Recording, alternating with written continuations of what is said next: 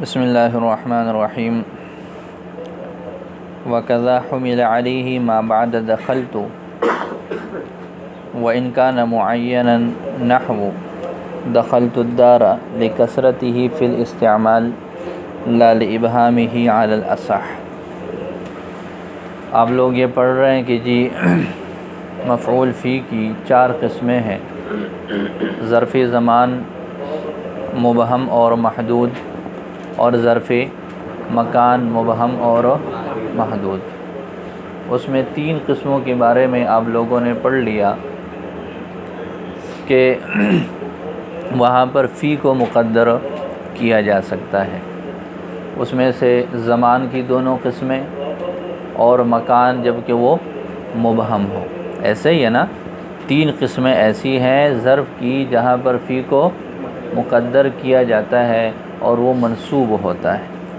ایک صورت ایسی ہے جس کے بارے میں آپ لوگوں نے پڑھ لیا، اور وہ ظرف مکان محدود ہے۔ ظرف مکان محدود ہے کہ جی اس کا حکم یہ ہے کہ یہاں پر فی حرف جر کو مقدر نہیں کیا جا سکتا۔ اس کی وجہ یہ ہے کہ اصل جو ہم فی کو مقدر کر کے براہ راست اس کو جو ہے وہ عامل اس میں عمل کر کے اس کو نصب دیتا ہے، وہ اصل تو مسئلہ کس کا ہے؟ ظرف زمان مبہم کا ہے۔ تو ظرف زمان مبہم کو دیکھتے ہوئے جو زمان محدود ہے اس پر بھی یہ حکم جاری کر دیتے ہیں، ابہام والی صورت کو دیکھ کر جو مکان مبہم ہے اس میں بھی یہ حکم جاری کر دیتے ہیں۔ اب جو مکان محدود ہے اس کا زمان مبہم کے ساتھ نہ ذات کے اعتبار سے تعلق ہے نہ وصف کے اعتبار سے تعلق ہے، اس وجہ سے یہاں پر حرف جر فی کو مقدر کر کے اس کو ہم منصوب نہیں بنا سکتے۔ اس کی وضاحت کل آپ لوگ پڑھ چکے ہو۔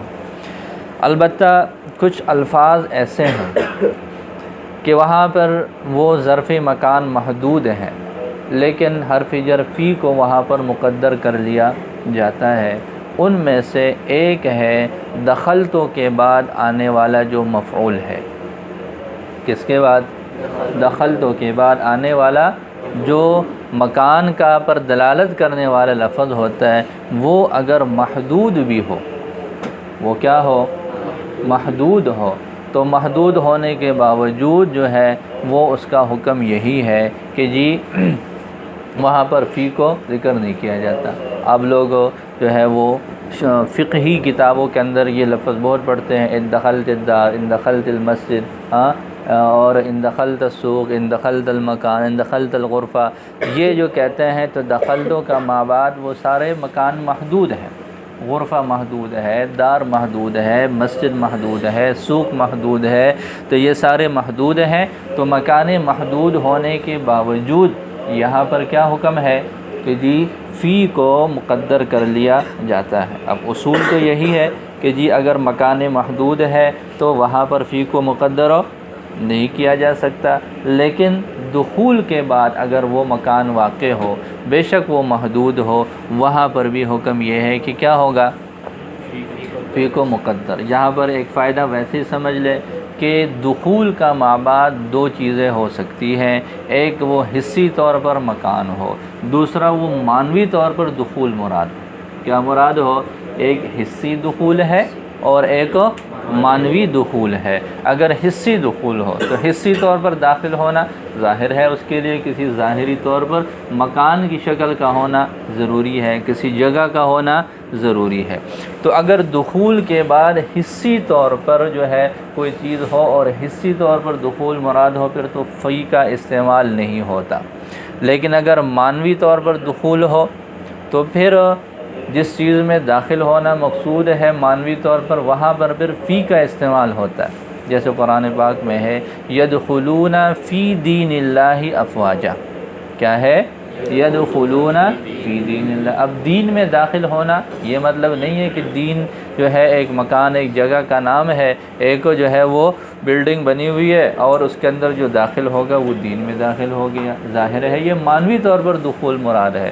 تو خلاصہ کیا نکلا کہ دخول کا مابعد اگر وہ دخول حصی ہو تو پھر مابعد میں فا کا دخول فی کا دخول جو ہے وہ نہیں ہوتا، اور اگر وہ دخول کس میں ہو، وہ مانوی ہو تو پھر فی کا استعمال ہوتا ہے۔ تو بہرحال یہ آپ کے بتائے ہوئے اصول کے خلاف ہوا۔ اصول اب نے یہ بتایا کہ جی اگر مکان محدود ہے، اگر مکان محدود ہے اور وہ ظرف بن رہا ہے تو اس سے فی کو پھر حذف نہیں کیا جا سکتا، لیکن یہاں پر حذف کر لیا جاتا ہے۔ یہ ایک استثناء کے طور پر ہے، یہ کیا ہے، ایک استثناء کے طور پر ہے، لیکن یہ ابہام کی وجہ سے نہیں ہے، یہ ابہام کی وجہ سے نہیں ہے، بلکہ یہ کثرتی استعمال کی وجہ سے، کہ دخول کا فعل عربی کلام میں بہت زیادہ استعمال ہوتا ہے، اس وجہ سے کثرت یہ خفت کا متقاضی ہے، اس کی وجہ سے حکم یہی ہوا کہ جی کیا کریں گے، فی کو مقدر کر لیتے ہیں۔ اس میں کچھ آگے وضاحتیں اور بھی ہیں، وہ دیکھ لیتے ہیں۔ وکذا یہ واو عاطفہ ہے، اس کا ماقبل پر عطف ہے، وحمل علیہ، تو وہ وحمل علیہ کا لفظ ادھر بھی نکالا جائے گا۔ وکذا حمل علی المبہم من المکان، اسی طرح مکان مبہم پر محمول کیا جاتا ہے لفظ مکان کو بھی۔ وکذا حمل علیہ ما بعد دخلت، اسی طرح محمول کیا جاتا ہے اس پر کس کو، جو دخلتو کے بعد آ جائے۔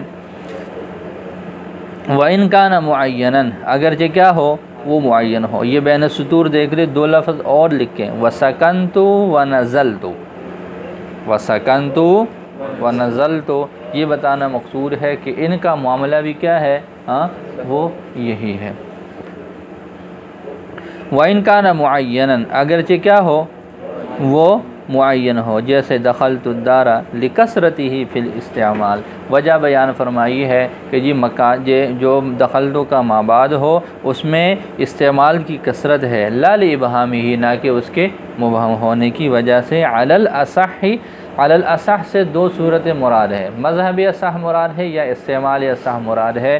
تو پہلے انہوں نے وضاحت کی ہے مذہب اصح کی، کہ صحیح مذہب کے مطابق، کس مذہب کے مطابق، یعنی دو طرح کے مذہب ہیں، ان میں سے ایک یہ ہے کہ جی یہ بعض نحات یہ کہتے ہیں کہ دخلتو کا مابعد جو ہے مفعول بھی ہے، بعض حضرات کیا کہتے ہیں کہ دخلتو کا جو مابعد ہوگا، ہم کہتے ہیں کہ دخلت الدار، تو یہ دار وہ کہتے ہیں کہ یہ مفعول بھی ہے، لیکن دوسرے حضرات کہتے ہیں کہ نہیں، یہ دخلتو کا جو مابعد ہے یہ مفعول بھی نہیں بلکہ مفعول فی ہے۔ یہ دو مذہب ہیں۔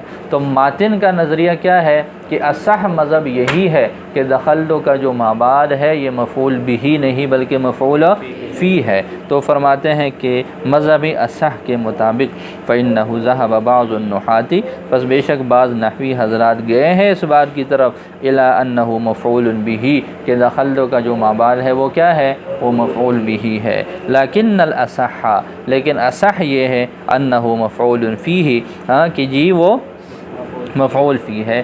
آگے فرماتے ہیں کہ جی والاصل استعمالہ بحرف الجر، اصل تو یہی ہے کہ اس کا استعمال کس کے ساتھ ہو، حرف جر کے ساتھ ہو، اس لیے کہ یہ مکان محدود ہے، اور مکان محدود سے حرف جر فی کو مقدر نہیں کیا جاتا۔ لیکنہ حذف لکثرت استعمالہ، لیکن اس کو حذف کر لیا گیا ہے کثرت۔ اب اس پر ایک اعتراض ہے، ایک محل تأمل ہے، ایک قابل غور بات ہے۔ وہ قابل غور بات یہ ہے کہ جی کوئی بھی فعل مفعول فی کا تقاضا کب کرتا ہے، کوئی بھی فعل ہو اس کو مفعول فی چاہیے، اس کا تقاضا کرتا ہے، وہ کب کرتا ہے، وہ اس وقت کرتا ہے، فرماتے ہیں کہ جب اس کی تکمیل ہو جائے، جب اس فعل کی کیا ہو جائے، تکمیل ہو جائے۔ یہاں پر اس فعل کی جب تکمیل ہوتی ہے تو تکمیل ہونے کے بعد وہ مفعول فی چاہتا ہے۔ جیسے آپ کہتے ہیں کتبت الرسالۃ فی المسجد، کتبت الرسالۃ فی المسجد، میں نے خط لکھا، بس یہ آپ کی بات پوری ہو گئی، کتبتو کا مفہوم مکمل ہو گیا۔ مکمل ہونے کے بعد آپ نے کیا کہہ دیا، فی المسجد، ٹھیک ہے۔ لیکن دخلتو کا جو معاملہ ہے وہ اس کے مابعد کے بغیر تام ہی نہیں ہے۔ آپ کہتے ہیں دخلتو، صرف دخلتو کافی نہیں ہے دخلتو کے مفہوم کی تکمیل کے لیے، بلکہ دخلتو کا ماں بعد جب ذکر ہوگا، آپ کہتے ہیں دخلت المسجد، دخلت الغرفۃ، دخلت البیت، دخلت الدار، تو اس کے ساتھ دخلتو کے ساتھ جب ہم دار لگائیں گے، غرفہ لگائیں گے، مسجد لگائیں گے، مدرسہ لگائیں گے، پھر جا کر دخلتو کے معنی کی تکمیل ہوتی ہے۔ سمجھ آ رہی ہے؟ تو اس سے پتہ چلا کہ جی یہ دخلتو کا ماں بعد اس فعل کی تکمیل کا ایک جز ہے۔ جب یہ جز ہوا تکمیل کا تو پھر اس کو مفعول فی کہہ سکتے ہیں۔ آپ کو بتایا کہ مفعول فی کا تقاضا فعل کب کرتا ہے؟ جب اپنی ذات کے اعتبار سے، اپنے معنی کے اعتبار سے وہ تام ہو جائے۔ ٹھیک ہے، وہ کہتے ہیں کتبت الرسالۃ، تو کتبت کا جو مفہوم ہے وہ الرسالہ سمیت مکمل ہو گیا۔ اب آگے فی المسجد، فی المدرسہ، فی البیت لگاتے ہیں تو یہ ایک زائد چیز ہے، لیکن دخلتو کے ساتھ جب تک ہم الدار وغیرہ کو ذکر نہ کریں تو دخلتو کے معنی کی تکمیل نہیں ہوتی۔ اس سے کیا پتہ چلا؟ اس سے یہ پتہ چلا کہ دخلتو کا ماں بعد یہ مفعول فی نہیں ہے، بلکہ یہ کیا ہے؟ یہ مفعول بہ ہے۔ سمجھ آ رہی ہے؟ وہاں پر متن میں جو بات ذکر کی ہے کہ جی اصح مذہب یہ ہے کہ یہ مفعول فی ہے، مفعول بہ نہیں ہے۔ بعض حضرات نے کہا کہ نہیں یہ تو مفعول بہ ہے، لیکن متن نے اصح کس کو قرار دیا؟ اس کے مفعول فی ہونے کو۔ اس پر پھر ایک قابل غور بات سامنے یہ آئی کہ جی مفعول فی کا تو تقاضا اس وقت ہوتا ہے جب فعل کا معنی تام ہو جائے، ٹھیک ہے، پھر وہ چاہتا ہے مفعول فیہ کو، لیکن دخلتو کا جو معنی ہے وہ الدار وغیرہ کو ذکر کرنے کے بغیر تام نہیں ہوتا، بلکہ یہ تو اس کے ساتھ ہی تام ہوتا ہے، پھر اس کے بعد وہ مفعول فی چاہتا ہے۔ جیسا وہ کہتے ہیں دخلت الغرفۃ فی المدرسۃ، دخلت البیت، دخلت الغرفۃ فی البیت، گھر میں کمرے میں داخل ہوا، مدرسے میں کمرے میں داخل ہوا، تو دخلت الغرفۃ، اس سے دخول والا معنی تام ہوا۔ آگے آپ کہتے ہیں فی المسجد، فی المدرسۃ، فی البیت، ہاں یہ کہہ کر آپ نے اس کے ساتھ مفعول فی کو ذکر کیا، تو یہ مفعول فی کو چاہتا ہے اپنے ماں بعد کو ذکر کر لینے کے بعد۔ تو اس سے اندازہ ہوتا ہے کہ جی یہ مفعول بہ ہے، یہ مفعول فی نہیں ہے۔ یہاں تک دیکھ لو، آگے بھی اس کی وضاحت کچھ اور آ رہی ہے۔ وَهَذَا مَحَلُّ تَأَمُّلٍ، یہ محل تأمل، قابل غور مقام ہے، یہ قابل غور مقام ہے۔ فَإِنَّ الْفِعْلَ لَا يَطْلُبُ الْمَفْعُولَ فِيهِ، اس لیے کہ فعل وہ مفعول فی کو طلب نہیں کرتا، إِلَّا بَعْدَ تَمَامِ مَعْنَاهُ، لیکن اپنے معنی کو مکمل کر لینے کے بعد۔ ولا شک، اور اس میں کوئی شک نہیں، ان معنی الدخول، کہ یہ جو دخول والا معنی ہے، لا یتم بدون الدار، یہ بغیر دار کے مکمل ہی نہیں ہے۔ وبعد تمام معناہ، اور اپنے معنی کے تام ہو جانے کے بعد یطلب المفعول فی، پھر وہ کیا کرتا ہے؟ جیسے آپ کہتے ہیں دخلت الدار فی البلد الفلانی، اب دخلت کے بعد الدار کو ذکر کر لیا، اس سے دخلت والے معنی کی تکمیل ہوئی، پھر اس کے بعد فی البلد الفلانی جو ہے وہ آ گیا جو کہ مفعول فی ہے۔ تو پتہ چلا کہ الدار وغیرہ جو دخول کا ماں بعد ہوتا ہے اس سے دخول والے معنی کی تکمیل ہوتی ہے، اور جس سے اس کی تکمیل ہو وہ مفعول بہ ہوتا ہے، مفعول فی نہیں ہوتا۔ فالظاہر، تو ظاہر تو یہی ہے، انہ مفعول فی بہ، کہ جی یہ دخول کا جو ماں بعد ہے یہ مفعول بہ ہے، لا مفعول فی، نہ کہ مفعول فی۔ ومما یؤید ذلک، سے مصنف رحمۃ اللہ علیہ نے، اپنے شارح نے اپنے اس بات کی تائید ذکر کی ہے۔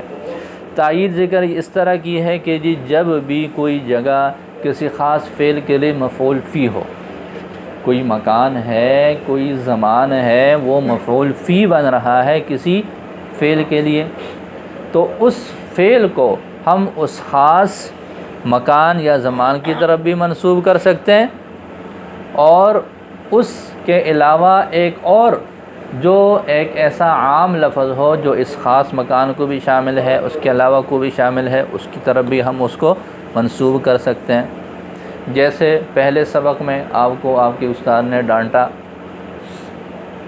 ہے، تو ٹائم کیا ہے دیکھو، 8 بج رہے ہیں، صبح کے 8 بج رہے ہیں، تو آپ کہتے ہیں کہ جی صبح 8 بجے میری دھلائی ہوئی، مجھے کان پکڑائے گئے، میری بےزتی کی گئی، ہاں، اور پتہ نہیں کیا کچھ مجھے کہا گیا۔ تو یہ آپ نے کہہ دیا نا کتنے بجے؟ 8 بجے آپ پر اس کیے گئے کام کے لیے یہ اس کے لیے ظرف ہے، ایسے ہی ہے۔ تو آپ کہتے ہیں صبح 8 بجے، آج کیا دن ہے؟ آپ یہ بھی تو کہہ سکتے ہیں نا کہ یہ بدھ والے دن میرے ساتھ یہ معاملہ ہوا آپ کے ساتھ 8 بجے صبح کے ٹائم، ٹھیک ہے، لیکن آپ یوں بھی کہہ سکتے ہیں کہ جی 8 بجے کے علاوہ آپ صبح کا وقت کہہ دیں۔ صبح آپ یوں سمجھ لیں کہ جی نماز کے بعد سے 12 بجے تک کا وقت، یہ سب کو شامل ہو گیا۔ پھر آپ اس صرف 8 بجے کو بتانے کے لیے یوں بھی کہہ سکتے ہیں کہ جی بدھ والے دن میرے ساتھ یہ معاملہ ہوا۔ پھر آپ یوں بھی کہہ سکتے ہیں کہ جی فلاں ہفتے میں میرے ساتھ یہ معاملہ ہوا۔ پھر آپ یوں بھی کہہ سکتے ہیں کہ فلاں مہینے میں، فلاں سال میں میرے ساتھ یہ معاملہ ہوا۔ تو جو بھی آپ کسی فعل کے لیے مفعول فی بناتے ہیں جس زمان یا مکان کو، اسی طرح یہ ایک کمرہ ہے، آپ کی درسگاہ ہے، ادھر کوئی کام کیا گیا ہے، آپ کی تأدیب ہوئی، تو آپ کہتے ہیں کہ جی اس رابعہ الف کی درسگاہ میں میری تأدیب ہوئی۔ باہر جا کے آپ کہتے ہیں کہ جی جامعہ امدادیہ میں میری کیا ہوئی؟ تأدیب ہوئی۔ فیصل آباد سے باہر نکلتے ہیں تو آپ کہتے ہیں کہ جی فیصل آباد میں میری تأدیب ہوئی۔ تو یہ مکان کے اندر جب ہم کسی مکان کو مفعول فی بناتے ہیں تو وہ کوئی خاص جگہ ہے، لیکن اس خاص جگہ کے لیے ہم عام کو بھی استعمال کر سکتے ہیں۔ یہ مفعول فی کی خصوصیت ہے، یہ مفعول فی کی کیا ہے؟ خصوصیت ہے کہ جس جگہ میں یا جس زمان میں وہ کام ہوا ہے، ہاں، اس کی جگہ آپ اس سے عام لفظ استعمال کر سکتے ہیں، لیکن دخول کا جو مابعد ہے اس کا معاملہ ایسے نہیں ہے۔ آپ کہتے ہیں دخلت الغرفۃ، دخلت الغرفۃ، دخلت الفصل، میں درسگاہ میں داخل ہوا۔ اب یہ درسگاہ اس مدرسے کا ایک حصہ ہے، تو دخلت الغرفہ کی جگہ پر آپ یوں کہہ سکتے ہیں کہ دخلت المدرسہ، میں درسگاہ میں داخل ہوا۔ کیا آپ یہ کہہ سکتے ہیں کہ دخلت المدرسہ؟ بولو، ایسے کہہ سکتے ہیں؟ نہیں کہہ سکتے۔ آپ یوں بھی نہیں کہہ سکتے کہ دخلت المدینہ تھا۔ یہ جو الدار ہے یا الغرفہ ہے یا المدرسہ ہے، یہ شہر کا حصہ ہے نا، تو مفعول فی تو وہ ہوتا ہے کہ جہاں پر عام لفظ بھی اس کی جگہ بولا جاتا ہو، لیکن دخول کا مابعد ایسا نہیں ہے۔ دخول کے مابعد میں آپ کمرے میں اگر داخل ہوئے تو کمرے کو آپ کمرے ہی کہیں گے، یوں کہیں گے دخلت الغرفۃ، دخلت الغرفۃ کی جگہ آپ دخلت الدار نہیں کہہ سکتے، دخلت البلد نہیں کہہ سکتے، اس وجہ سے کہ دخول یہ خروج کی فرع ہے، دخول یہ خروج کی فرع ہے۔ کیا مطلب؟ پہلے کوئی چیز باہر ہوگی پھر اندر آئے گی نا۔ آپ مدرسے کے اندر ہی ہیں، شہر کے اندر ہی ہیں آپ کہتے ہیں کہ جی دخلت الفصل، چلو دخلت الفصل کی جگہ میں دخلت المدینہ کر لوں، دخلت المدرسہ کر لوں، تو جب آپ مدرسے سے باہر نکلے نہیں ہیں تو پھر داخل کیسے ہونا ہے؟ سمجھ نہیں آ رہی؟ تو یہ ایک تائید ہے۔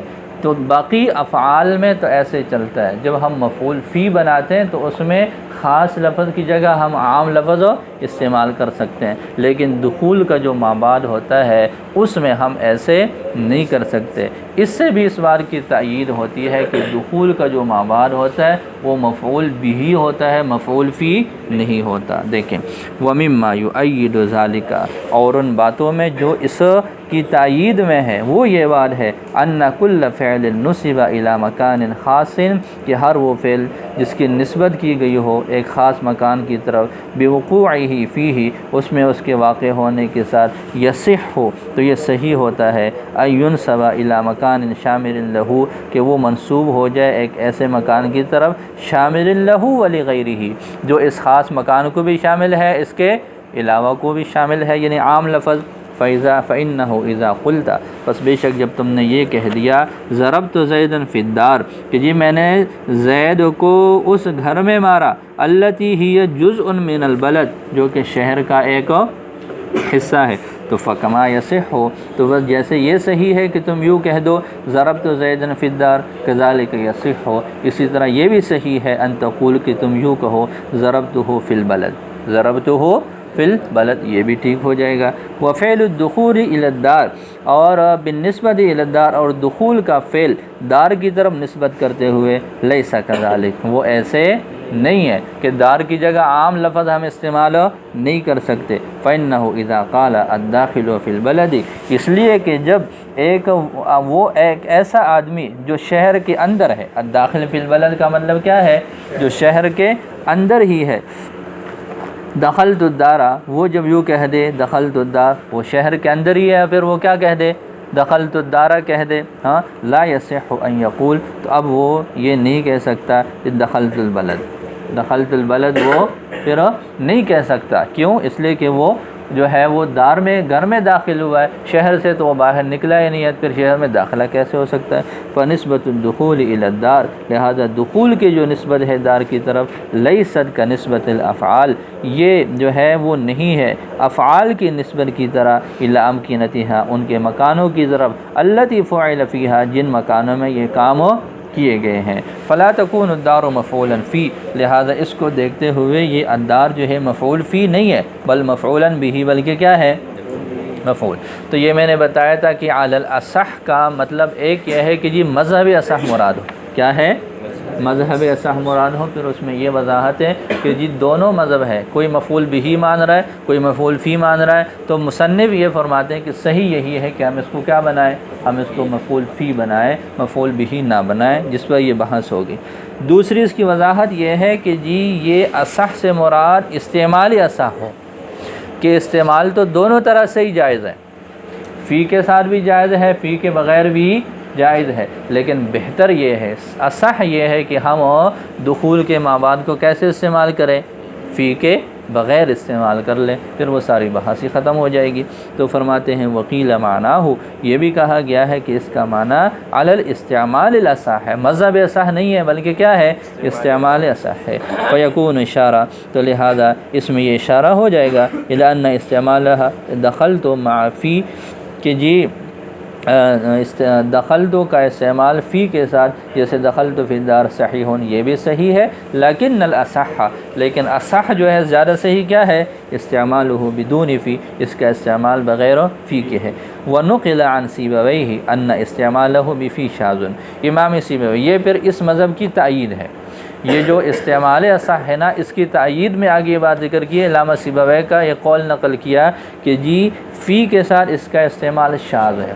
شاذ کا مطلب کیا ہوا کہ جی فی کے ساتھ بھی استعمال ہے، دخلتو کا ما بعد فی کے ساتھ بھی استعمال ہے، لیکن وہ کیا ہے کہ بہت قلیل ہے، کم ہے، شاذ ہے، لیکن ہے ضرور۔ تو پتہ چلا کہ دوسرا جو مذہب ہے امام سیبوی کا بھی وہی مذہب ہے کہ جی یہاں پر استعمال اصح مراد ہے، کہ دو استعمال ہیں، فی کے ساتھ بھی، فی کے بغیر بھی، لیکن صحیح استعمال کیا ہے؟ یہ ہے کہ جی دخلتو کے ما بعد کو فی کے بغیر ذکر کر لیا جائے۔ وَيُنْسَبُ بِعَامِلٍ مُضْمَرٍ عَلَى شَرِيطَةِ التَّفْسِير، یہاں سے مصنف رحمۃ اللہ علیہ نے مفعول فی کے عامل کو بیان فرمایا ہے۔ مفعول فی کا عامل کیا ہے؟ اگر تو لفظوں میں موجود ہے، جیسے اب کہتے ہیں صمت یوم الجمعۃ، ہاں، صمت دہرا، صمت یوم الجمعۃ وغیرہ، کتبت یوم الجمعۃ، تو جو فعل موجود ہے وہی اس کا کیا ہوگا؟ عامل ہوگا۔ اب بعض مرتبہ ایسا ہوتا ہے کہ اس کا فعل موجود نہیں ہوتا، تو وہاں پر عامل مضمر ہوتا ہے۔ اب عامل مضمر کی دو صورتیں ہو سکتی ہیں، بعض مرتبہ اس کی صورت وہی بن جاتی ہے ما اضمر عاملہ علی شریطۃ التفسیر والی، بعض مرتبہ اس کی صورت کیا بن جاتی ہے؟ جیسے آپ کہتے ہیں یوم الجمعۃ صمت فیہ، اس کی مثال کیا ہے؟ یوم الجمعۃ صمت فیہ، تو یہ وہی ہے زیدن ضربتہ، اسی کی طرح یہ مثال ہے، زیدن مررت بہ، بالکل اسی کی طرح مثال بن جاتی ہے۔ تو اگر عامل موجود ہے تو پھر تو وہی فعل اس کا عامل ہے، اگر موجود نہیں ہے تو پھر اس کی دو صورتیں ہوں گی، دو صورتیں ممکن ہے۔ ایک یہ ہے کہ جی اگر آگے کوئی فعل تفسیر کر رہا ہو مقدر کے لیے، ہاں، تو پھر تو یہ ما اضمرہ والی صورت ہو جائے گی۔ اگر آگے کوئی فعل مفسر نہ ہو، تو بس ایک فعل ہوگا، وہ مقدر ہوگا، اس کا شرط وغیرہ کے ساتھ تفسیر کے ساتھ کوئی تعلق نہیں ہوگا، تو یہ دونوں ہی صورتیں ہو سکتی ہیں۔ دیکھ وَيُنْسَبُ اور منسوب کیا جاتا ہے مفعول فی کو بعامل مضمر، عامل مضمر کے ساتھ۔ اب عامل مضمر کی دو صورتیں ہیں، بلا شریطۃ التفسیر، بغیر تفسیر کے شرط کے کہ جی جو مقدر ہے آگے اس کوئی اور فعل اس کی تفسیر کے لیے موجود نہیں ہے، تو پھر کیا ہوگا؟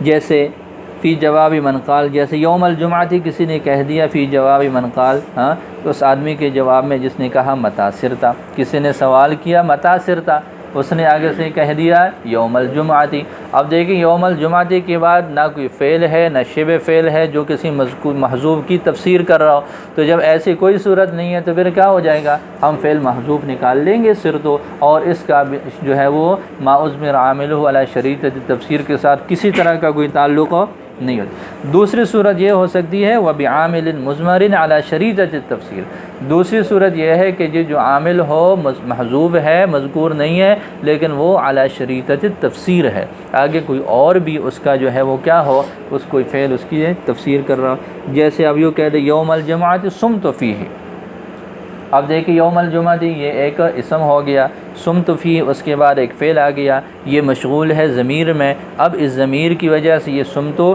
یہ یوم الجمعہ میں عمل نہیں کر رہا، لہٰذا اگر ہم اسی صمتو کو یوم الجمعہ پر وہ مسلط کر لیتے اس کو نصب دے گا، تو یہ مکمل طور پر ما اضمر عاملہ علی شریطۃ تفسیر کی صورت بن جائے گی۔ جب اس طرح کی صورتحال ہو تو پھر وہی جو ماقبل میں آپ لوگوں نے اس کی وضاحت پڑھی ہے، کیا وضاحتیں پڑھی ہیں؟ رفع کا مختار ہونا، رفع کا واجب ہونا، نصب کا مختار ہونا، نصب کا واجب ہونا، اور دونوں صورتوں کا برابر ہونا، پھر جیسے اس کی صورت ہوگی ویسے ہی اس کا اعراب ہوگا۔ دیکھیں نحو یوم الجمعۃ صمت فیہ والتفصیل فیہ بعینہ کما مر فی المفعول بہ، اور اس کی تفصیل بعینہ وہی ہوگی جو کہ مفعول بہ کی ضمن میں گزر چکا ہے، جیسے اس کی صورت ہوگی ویسے ہی اس کا اعراب ہوگا۔ تو یہ آپ کا مفعول بھی وہ مکمل ہو گیا۔ چلیں یاد کرو۔